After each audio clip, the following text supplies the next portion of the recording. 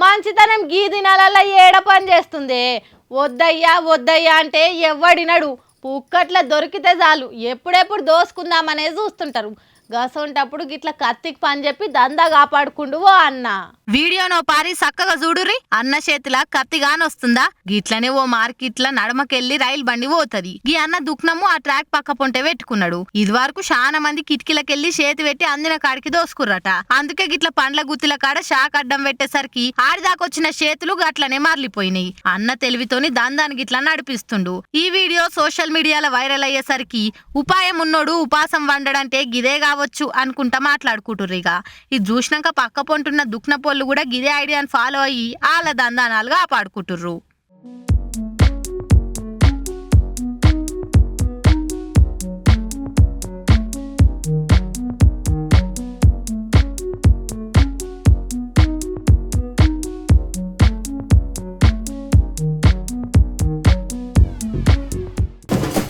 విశ్వాసానికి ఇంకో పేరేదన్నా ఉంది అంటే అది కుక్కనే.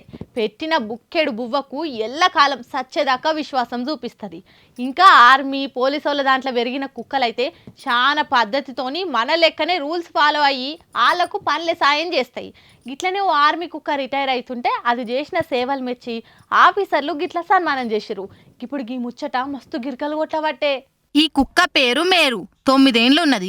అయితే జవాన్లకిది వాళ్ళ పనిలా మస్తు సాయం చేసిందట. బాంబులు పాతిపెట్టిన జాగలు, ఉగ్రవాదుల నడకను బట్టి వాళ్ళు ఏడ దాసుకుర్రో దొరకవట్టుడు అసొంటి పనులు దాని 9 ఏండ్ల సర్వీస్ లా మస్తుగా చేసిందట. ఇక దాని వయసు మీద పడి సర్వీస్ ఒడిచి రిటైర్ అయింది. ఇక కడమ బతుకు మీరట్లున్న సైనిక శునకాల రిటైర్మెంట్ కేంద్రంలో నిమ్మలంగా ఎల్లదిస్తదట. ఇన్నేళ్లు గిది చేసిన సేవలు మెచ్చి సైన్యం దాన్ని సగౌరవంగా సన్మానం చేసి దోలిర్రిగా. మంచిగా రైలు బండిలా ఫస్ట్ క్లాస్ ఏసీ బోగిలా కేంద్రానికి దోలిర్రు. ఇన్ని దినాలు బాగా కష్టపడి ఇప్పుడు రిటైర్ అయినాక చల్లగా ఓ కునుకు తీసిందిగా. ఇప్పుడు ఈ ఫోటోలు సోషల్ మీడియాలో వైరల్ అయ్యేసరికి చూసినోళ్ళంతా సెల్యూట్ కొడుతుర్రు. దేశాన్ని కాపాడనికే దానంతు సాయం అది చేసింది. ఇందుకు జవాన్లు సన్మానించుడు చూస్తే వాళ్ళు ఇస్తున్న గౌరవంగా అనిపిస్తుంది. గర్వంగా ఉంది ఈ దేశంలో పుట్టినందుకు అనుకుంటా ముర్వబట్టిర్రిగా.